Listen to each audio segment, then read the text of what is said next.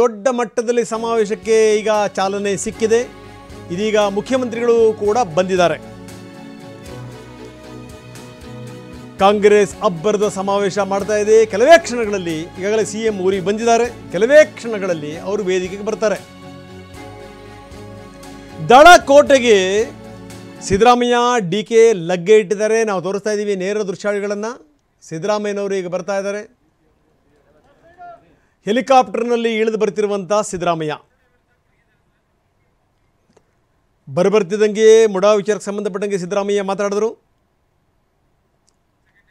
ಒಂದು ಅರ್ಥದಲ್ಲಿ ಗುಡುಗಿದ್ರು. D K Shivakumar, Parameshwar, Muniyappa ಸೇರಿದಂತೆ ಎಲ್ಲ ನಾಯಕರುಗಳು ಕೂಡ ಬಂದಿದ್ದಾರೆ. ಕೆಲವೇ ಕ್ಷಣಗಳಲ್ಲಿ ಸಿಎಂ ಮತ್ತು ಡಿ ಸಿ ಎಂ ಈಗ ವೇದಿಕೆ ತಲುಪ್ತಾರೆ. ಬರ್ತಿದ್ದಂಗೆ ಮುಡಾ ವಿಚಾರಕ್ಕೆ ಸಂಬಂಧಪಟ್ಟಂಗೆ ಸಿದ್ದರಾಮಯ್ಯ ಗುಡುಗಿದ್ದಾರೆ. ರಾಜಕೀಯಕ್ಕೋಸ್ಕರ ಈ ತರ ಮಾಡಬಾರ್ದು. ಇಬ್ಬಂದಿತನ ಇದು, ರಾಜಕೀಯ ಇಬ್ಬಂದಿತನ. ಅಸೆಂಬ್ಲಿ ಇದೆ ಅಂತೇಳಿ ಅಸೆಂಬ್ಲಿನಲ್ಲಿ ಏನು ಇಶ್ಯೂ ಇಲ್ವಲ್ಲ ಅವ್ರಿಗೆ. ಯಾಕಂದ್ರೆ 3 ಚುನಾವಣೆಗಳು ಗೆದ್ಬಿಟ್ಟಿದ್ದೀವಿ. ಬೈ ಎಲೆಕ್ಷನ್ನಲ್ಲಿ 3 ಚುನಾವಣೆಗಳಲ್ಲಿ ಗೆದ್ದಿದ್ದೀವಿ. ಅವ್ರು ಗೆದ್ದಿದ್ದು 2 ಕ್ಷೇತ್ರಗಳನ್ನು ನಾವು ತಗೊಂಡಿದ್ದೀವಿ. 25 ವರ್ಷದ ನಂತರ ಚಿಕ್ಕಾವಿನಲ್ಲಿ, ಚನ್ನಪಟ್ಟಣದಲ್ಲಿ ಗೆದ್ದಿದ್ದೀವಿ. ಅದಕ್ಕೆ ಈ ನಾಟಕ ಶುರು ಮಾಡಿದ್ದಾರೆ.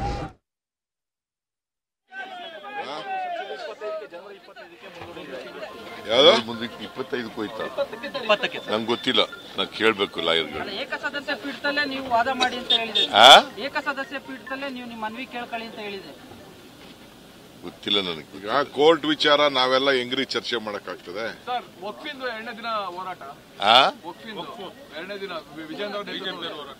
ಬಿಜೆಪಿ ಅವರು ರಾಜಕೀಯಕ್ಕೋಸ್ಕರ ಮಾಡ್ತಾ ಇದ್ದಾರೆ. ವಕ್ಫ್ ಪ್ರಾಪರ್ಟಿ ನೋಟಿಸ್ ಕಳಿಸ್ತವ್ರು ಯಾರು? ಮೊದಲು ಅವ್ರ ಮ್ಯಾನಿಫೆಸ್ಟೋನಲ್ಲಿ ಹೇಳಂತ ಹೇಳ್ಕೊಂಡಿದ್ದಾರೆ.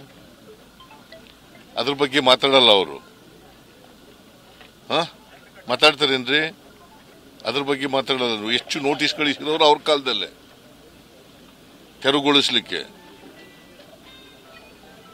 ಅವ್ರ ಮ್ಯಾನಿಫೆಸ್ಟೋನಲ್ಲಿ 2014ರಲ್ಲಿ ಏನಂತ ಹೇಳಿದ್ದಾರೆ? ಬಿಜೆಪಿ ಅವ್ರ ಮ್ಯಾನಿಫೆಸ್ಟೋ, ನ್ಯಾಷನಲ್ ಮ್ಯಾನಿಫೆಸ್ಟೋನಲ್ಲಿ ಏನಂತ ಹೇಳಿದ್ದಾರೆ? ಧರ್ಮಗುರುಗಳ ಜೊತೆ ಮಾತಾಡ್ತೀವಿ, ಮಾತಾಡಿ ಯಾರ್ಯಾರು ಅತಿಕ್ರಮಣ ಮಾಡಿದ್ದಾರೆ ಅವ್ರನ್ನೆಲ್ಲ ತೆರವುಗೊಳಿಸ್ತೀವಿ ಅಂತ ಹೇಳಿದ್ದಾರೆ. ಅದೇ ಬಸವರಾಜ ಬೊಮ್ಮಾಯಿ ಚೀಫ್ ಮಿನಿಸ್ಟರ್ ಆಗಿರುವಾಗ ತೆರವುಗೊಳಿಸ್ತೀವಿ ಅಂತ ಹೇಳಿದ್ದಾರೆ. ನೋಟಿಸ್ ಎಲ್ಲ ಅವರೇ ಜಾಸ್ತಿ ಕೊಟ್ಟಿರೋದು. ಇದು ರಾಜಕೀಯಕ್ಕೋಸ್ಕರ ಈ ತರ ಇಬ್ಬಂದಿತನ ಮಾಡಬಾರದು. ಇಬ್ಬಂದಿತನ ಇದು, ರಾಜಕೀಯ ಇಬ್ಬಂದಿತನ. ಅಸೆಂಬ್ಲಿ ಇದೆ ಅಂತೇಳಿ ಅಸೆಂಬ್ಲಿನಲ್ಲಿ ಏನು ಇಶ್ಯೂ ಇಲ್ವಲ್ಲ ಅವ್ರಿಗೆ ಮಾತಾಡಕ್ಕೆ. ಯಾಕಂದ್ರೆ 3 ಚುನಾವಣೆಗಳು ಗೆದ್ಬಿಟ್ಟಿದ್ದೀವಿ. ಬೈ ಎಲೆಕ್ಷನ್ ಅಲ್ಲಿ 3 ಚುನಾವಣೆಗಳಲ್ಲೂ ಗೆದ್ದಿದ್ದೀವಿ. ಅವ್ರು ಗೆದ್ದಿದ್ದು 2 ಕ್ಷೇತ್ರಗಳನ್ನು ನಾವು ತಗೊಂಡಿದ್ದೀವಿ. 25 ವರ್ಷದ ನಂತರ ಶಿಗ್ಗಾವಿನಲ್ಲಿ, ಚನ್ನಪಟ್ಟಣದಲ್ಲಿ ಗೆದ್ದಿದ್ದೀವಿ. ಅದಕ್ಕೆ ಈ ನಾಟಕ ಶುರು ಮಾಡಿದ್ದಾರೆ, ರಾಜಕೀಯ ನಾಟಕ ಶುರು ಮಾಡಿದ್ದಾರೆ.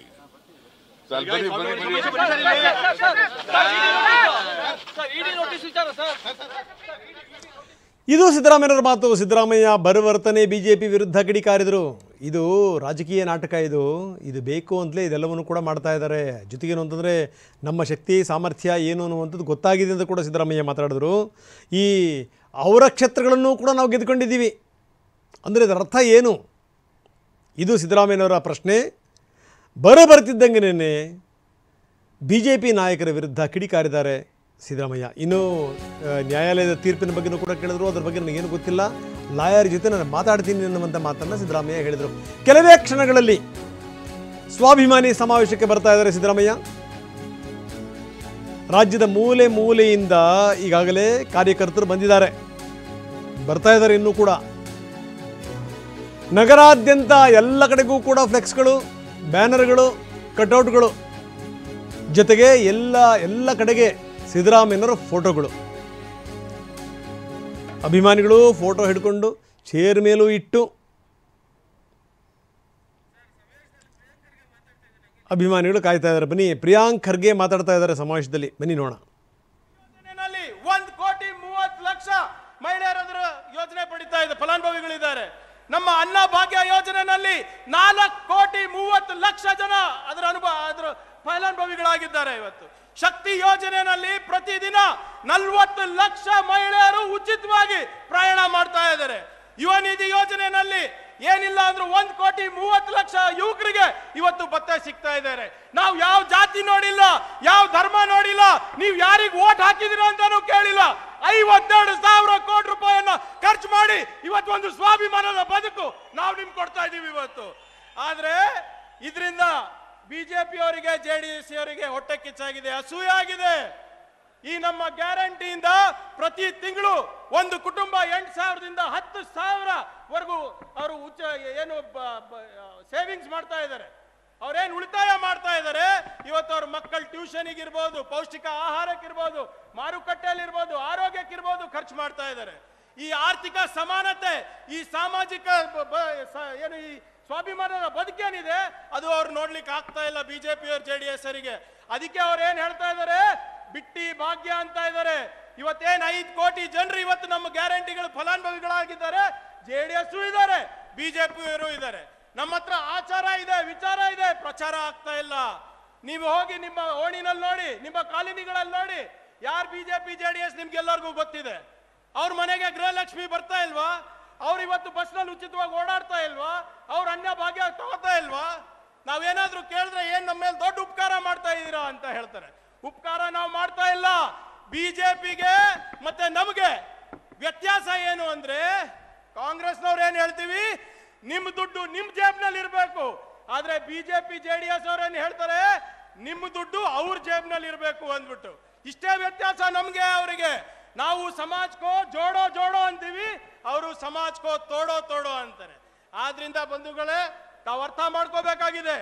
ಇವತ್ತು ಏನ್ ನಮ್ಮ ಸರ್ಕಾರ ನಡೀತಾ ಇದೆ, ಇದು ನಿಮ್ಮ ಪರವಾಗಿ ನಡೀತಾ ಇದೆ. ಇದು ಆಳುವ ಸರ್ಕಾರ ಅಲ್ಲ, ಇದು ಆಲಿಸುವ ಸರ್ಕಾರ, ಬಡವರ ಪರವಾಗಿರುವಂತ ಸರ್ಕಾರ, ಸಂವಿಧಾನದ ಪರವಾಗಿರುವಂತ ಸರ್ಕಾರ. ಇವತ್ತು ನಮ್ಮ ಮೇಲೆ ಯಾವುದೇ ಆರೋಪ ಇರಲಾರ್ದ ಕಾರಣ ಇವತ್ತು ಬಿಜೆಪಿ ಅವರು ಮತ್ತೆ ಜೆಡಿಎಸ್ ಅವರು ಹೋಗಿ ಮೋದಿ ಅವರಿಗೆ ಮತ್ತೆ ಅಮಿತ್ ಶಾ ಅವರಿಗೆ ಕೈಕಾಲು ಬಿದ್ದುಬಿಟ್ಟು ಸಿಬಿಐ, ಐಟಿ, ಇಡಿ, ಗವರ್ನರ್ ಕಚೇರಿಗಳು ಕೂಡ ಇವತ್ತು ಬಿಜೆಪಿ ಕಚೇರಿಯಾಗಿ ಉಪಯೋಗ ಮಾಡ್ಕೋತಾ ಇದ್ದಾರೆ. ಅವರು ಹತಾಶರಾಗ್ಬಿಟ್ಟಿದ್ದಾರೆ. ಆದ್ರಿಂದ ನಾವು ಎಚ್ಚೆತ್ಕೋಬೇಕಾಗಿದೆ. ಸುಮ್ಮನೆ ನಾವು ಮರೆಯಕ್ಕಾಗೋದಿಲ್ಲ. ಇನ್ನ ಸಂವಿಧಾನದ ಆಶಯಗಳನ್ನು ನಾವು ಅನುಷ್ಠಾನಕ್ಕೆ ತರಬೇಕಾಗಿದೆ. ದಯವಿಟ್ಟು ತಾವು ತಿಳ್ಕೋಬೇಕು, ಮುಂಬರುವ ದಿನಗಳಲ್ಲಿ ಇವ್ರು ಇನ್ನ ಜಾಸ್ತಿ ಮಾಡ್ತಾರೆ. ಸಿಬಿಐ, ಐಟಿ, ಇಡಿ. ಮೊನ್ನೆ ಚನ್ನಪಟ್ಟಣ ಚುನಾವಣೆಯಲ್ಲಿ ಇದೇ ನಿಮ್ಮ ಹಾಸನ್ನಿನ ಸರ್ವಾಧಿಕಾರಿಗಳು, ನಿಮ್ಮ ಹಾಸನ್ನಲ್ಲಿರುವಂತ ಮಾಜಿ MLAಗಳು, ಮಾಜಿ ಸಂಸದರು ಬಂದು ಏನಂದ್ರು, ಕಾಂಗ್ರೆಸ್ ಪಕ್ಷವನ್ನ, ಕಾಂಗ್ರೆಸ್ ಸರ್ಕಾರವನ್ನ ಕರ್ನಾಟಕದಿಂದ ಕಿತ್ತು ಬಿಸಾಕ್ತೀನಿ ಅಂದವರು. ನನ್ನ ಸಲಹೆ ಇದೆ ನಿಮಗೆ, ದಯವಿಟ್ಟು ಕರ್ನಾಟಕದ ಬಗ್ಗೆ ಚಿಂತೆ ಮಾಡಬೇಡಿ, ಕನ್ನಡಿಗರ ಬಗ್ಗೆ ಚಿಂತೆ ಮಾಡಬೇಡಿ. ಕನ್ನಡಿಗರು ನಮಗೆ ಆಶೀರ್ವಾದ ಮಾಡಿದ್ದಾರೆ, ಗ್ಯಾರಂಟಿ ಪರವಾಗಿ ಆಶೀರ್ವಾದ ಮಾಡಿದ್ದಾರೆ, ನಾವು ನೋಡ್ಕೋತೀವಿ.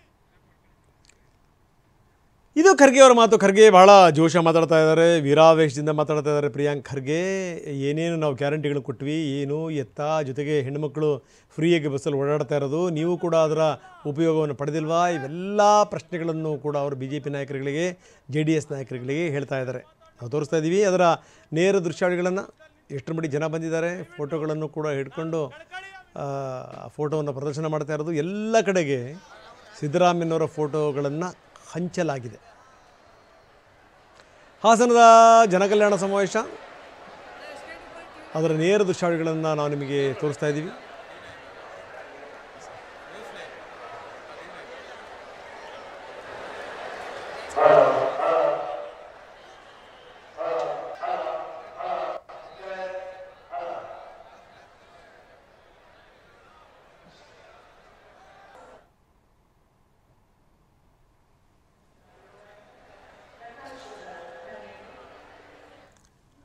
ಇನ್ನೊಂದು ಸ್ವಲ್ಪ ಹೊತ್ತಿಗೆ CM ಬರ್ತಾರೆ, ಇನ್ನೊಂದು ಸ್ವಲ್ಪ ಹೊತ್ತಿಗೆ DCM ಕೂಡ ಬರ್ತಾರೆ. ಬೇರೆ ಬೇರೆ ನಾಯಕರುಗಳು ಕೂಡ ಈಗಾಗಲೇ ಬಂದಿದ್ದಾರೆ. ಬನ್ನಿ, ಪ್ರಿಯಾಂಕರ್ಗೆ ಮಾತಾಡ್ತಾ ಇದ್ದಾರೆ, ನೋಡೋಣ.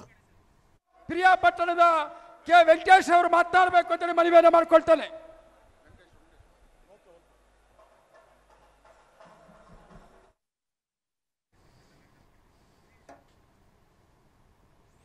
5 ಜಿಲ್ಲೆಗಳಿಂದ ಕಾರ್ಯಕರ್ತರನ್ನು ಕರ್ಕೊಂಬರಲಾಗಿದೆ. ಇದಕ್ಕೋಸ್ಕರ 1000 ಬಸ್ಗಳ ವ್ಯವಸ್ಥೆ ಮಾಡಲಾಗಿದೆ. ಹಾಸನದಲ್ಲೇ ನಿಂತ್ಕೊಂಡು ಹಾಸನ ಹೇಳಿ ಕೇಳಿ JDSನ ಭದ್ರಕೋಟೆ, ಆ ಭದ್ರಕೋಟೆಯಿಂದಲೇ ಒಂದು ಸವಾಲು ಹಾಕಬೇಕು. ಈ ಮುಖಾಂತರ ಕಾಂಗ್ರೆಸ್ ಇಲ್ಲಿ ನೆಲೆ ಊರ್ತಾ ಇದೆ ಅನ್ನುವಂಥ ಸಂದೇಶವನ್ನು ರವಾನಿಸಬೇಕು. ಬನ್ನಿ, ಸಚಿವ ವೆಂಕಟೇಶ್ ಮಾತಾಡ್ತಾ ಇದ್ದಾರೆ, ನೋಡೋಣ. ಹಾಸನ, ಮೈಸೂರು, ಚಾಮರಾಜನಗರ, ಮಂಡ್ಯ, ಕೊಡಗು ಮತ್ತು ಚಿಕ್ಕಮಗಳೂರು ಜಿಲ್ಲೆಗಳಿಂದ ಮತ್ತು ರಾಜ್ಯಾದ್ಯಂತ ಪಕ್ಷದ ಕಾರ್ಯಕರ್ತರು ಎಲ್ಲರೂ ತಾವು ಆಗಮಿಸಿದ್ದೀರಿ. ತಮಗೆ ಮೊದಲನೇದಾಗಿ ನಾನು ಆತ್ಮೀಯವಾದ ಸ್ವಾಗತವನ್ನು ಬಯಸ್ತೇನೆ. ನಾವು ಹಾಸನದಲ್ಲೇ ಸಮಾರಂಭ ಮಾಡಬೇಕು ಅಂಥೇಳಿ ತೀರ್ಮಾನ ಮಾಡಿದ್ದು ಒಂದು ಉದ್ದೇಶದಿಂದ. ಮೈಸೂರಲ್ಲಿ ಸಾಕಷ್ಟು ಸಮಾರಂಭಗಳನ್ನ ಮಾಡಿದ್ದೇವೆ. ಮಂಡ್ಯ ಅಥವಾ ಹಾಸನದಲ್ಲಿ ಮಾಡಬೇಕು ಅಂಥೇಳಿ ನಾವೆಲ್ಲ ನಾಯಕರುಗಳು ಚರ್ಚೆ ಮಾಡಿದಂಥ ಸಂದರ್ಭದಲ್ಲಿ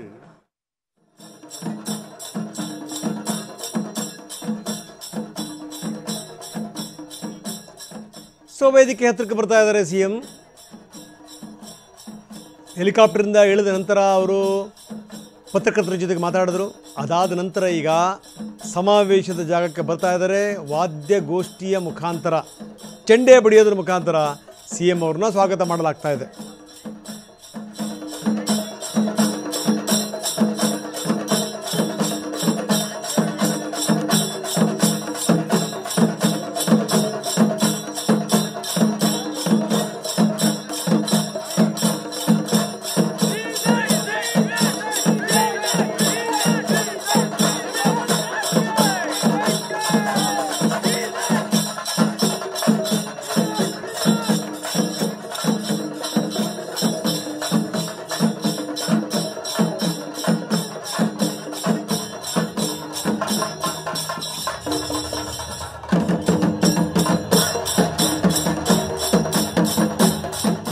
ನೋಡ್ತಾ ಇದ್ದೀವಿ, ಜಂಡೆ ವಾದ್ಯದ ಮುಖಾಂತರ CM ಅವ್ರನ್ನ ಬರಮಾಡ್ಕೊಳ್ತಿರುವಂಥದ್ದು. ಸೂಕ್ತ ಬಂದೋಬಸ್ತನ್ನು ಕೂಡ ಮಾಡಲಾಗಿದೆ. ಬೇರೆ ಬೇರೆ ಭಾಗದಿಂದಲೂ ಕೂಡ ಪೊಲೀಸರನ್ನ ಕರೆಸಿಕೊಳ್ಳಲಾಗಿದೆ. ಈಗ ವೇದಿಕೆ ಹತ್ತುತ್ತಾ ಇದ್ದಾರೆ CM. ಹಾಸನದಿಂದ ನೇರ ದೃಶ್ಯಾವಳಿಗಳನ್ನು ನಾವು ನಿಮಗೆ ತೋರಿಸ್ತಾ ಇದ್ದೀವಿ. ವೇದಿಕೆಗೆ ಬಂದಂಥ CM, DCM ಸೇರಿದಂತೆ ಮಂತ್ರಿಗಳು, ನಾಯಕರುಗಳು ಎಲ್ಲರೂ ಕೂಡ ವೇದಿಕೆ ಹತ್ತುತ್ತಾ ಇದ್ದಾರೆ.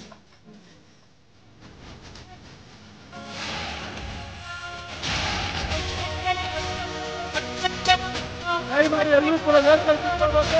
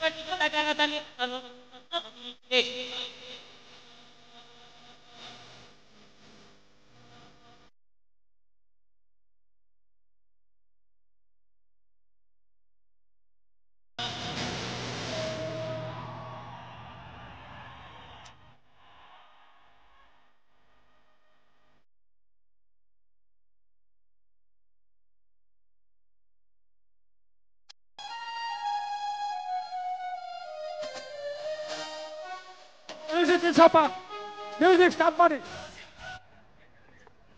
ನಾವು ನೋಡ್ತಾ ಇದ್ದೀವಿ, ಅಲ್ಲಿ ವೇದಿಕೆ ಮೇಲೆ ಹಾಕಿರುವಂಥ ಹಾಡು ಒಂದು ರಕ್ತದಲ್ಲಿ ಸಿಂಹ ಘರ್ಜನೆ ಅನ್ನೋ ರೀತಿಯಲ್ಲಿ ಇವರು ಹಾಡನ್ನು ಹಾಕಿದ್ದಾರೆ. ಜೊತೆಗೆ ದೊಡ್ಡ ಪ್ರಮಾಣದಲ್ಲಿ ಬಂದಿರುವಂಥ ಕಾರ್ಯಕರ್ತರು, ನಾಯಕರ ಹಿಂಡು ದಂಡು. ಮುಖ್ಯಮಂತ್ರಿಗಳೇ ವೇದಿಕೆ ಏರೋಕ್ಕೆ ಕಷ್ಟ ಆಯಿತು ಅಷ್ಟರ ಮಟ್ಟಿಗೆ. ಅಂದರೆ ಈ ಕಾಂಗ್ರೆಸ್ಸಿನ ಯಾವುದೇ ಸಮಾವೇಶ ಆದರೂ ಕೂಡ ಈ ದೊಡ್ಡ ಪ್ರಮಾಣದಲ್ಲಿ ನಾಯಕರು ವೇದಿಕೆ ಹತ್ತು ಬಿಡ್ತಾರೆ. ಹೀಗಾಗಿಯೇ ಪರ್ಯಾಯ ಇನ್ನೊಂದು ವೇದಿಕೆಯನ್ನು ಕೂಡ ಅಲ್ಲಿ ಮಾಡಲಾಗಿದೆ. ನಾವು ತೋರಿಸ್ತಾ ಇದ್ದೀವಿ ನೇರ ದೃಶ್ಯಾವಳಿಗಳನ್ನು. ಕರ್ನಾಟಕ ಪ್ರದೇಶ ಕಾಂಗ್ರೆಸ್ ಸಮಿತಿ ಸ್ವಾಭಿಮಾನಿ ಒಕ್ಕೂಟಗಳ ಜಂಟಿ ಆಯೋಗದಲ್ಲೇ ಮುಖ್ಯಮಂತ್ರಿಗಳು, ಉಪಮುಖ್ಯಮಂತ್ರಿಗಳು, ಜೊತೆಗೆ ಮಂತ್ರಿಗಳ ಬಳಗ ಎಲ್ಲರೂ ಕೂಡ ಬಂದಿದ್ದಾರೆ. ಜೊತೆಗೆ ಏನಂದರೆ ಈ ಬೇರೆ ಬೇರೆ ಭಾಗದ ಜಿಲ್ಲೆಯ ನಾಯಕರುಗಳು, ಜೊತೆಗೆ ದೊಡ್ಡ ಕಾರ್ಯಕರ್ತರ ಹಿಂಡು ದಂಡು. ಸಿದ್ದರಾಮಯ್ಯನವರಿಗೆ ಬಹಳ ದೊಡ್ಡ ಮಟ್ಟದ ಸ್ವಾಗತವನ್ನು ಕೋರಲಾಗಿದೆ. ಇಲ್ಲ ನೋಡ್ತಾ ಇದ್ದೀವಿ ಅದರ ನೇರ ದೃಶ್ಯಾವಳಿಗಳನ್ನು. ಸಮಾವೇಶದ ವೇದಿಕೆಗೆ ಈಗಾಗಲೇ CM DCM ಬಂದಿದ್ದಾರೆ. ಇನ್ನೇನು ಕೆಲವೇ ಕ್ಷಣಗಳಲ್ಲಿ ಇದಕ್ಕೆ ಚಾಲನೆ ಕೂಡ ಸಿಗುತ್ತೆ. ಇದಕ್ಕಿಂತ ಮೊದಲು ಒಂದಷ್ಟು ಜನ ನಾಯಕರು ಮಾತಾಡಿದ್ದಾರೆ. ಸಿದ್ದರಾಮಯ್ಯ ಮತ್ತು DK ಶಿವಕುಮಾರ್ ಅವರಿಗೆ ದೊಡ್ಡ ಮಟ್ಟದ ವೆಲ್ಕಮ್. ಸೊ ಇದು ಹಾಸನದಲ್ಲಿ ಇಲ್ಲೇ ನಿಂತ್ಕೊಂಡು ಗರ್ಜನೆ ಮಾಡಬೇಕು. ಹೇಳಿ ಕೇಳಿ ದೇವೇಗೌಡರ ಊರು, ದೇವೇಗೌಡರ ಭದ್ರಕೋಟೆಯ ಮುಖಾಂತರ ಒಂದು ಸಂದೇಶ ರವಾನಿಸಬೇಕು. ಆವಾಗ ಮಾತಾಡ್ತಾ ರಾಜಣ್ಣ ಹೇಳ್ತಾಯಿದ್ರು, ಯಾವ್ದು ಭದ್ರಕೋಟೆ, ಏನು ಕತೆ ಅಂತ ಕೇಳಿದ್ರು ಅವರು. ಹಿಂದೆ ಏನಾಗಿದೆ ಚುನಾವಣೆಯಲ್ಲಿ ನೋಡಲಿಲ್ವಾ,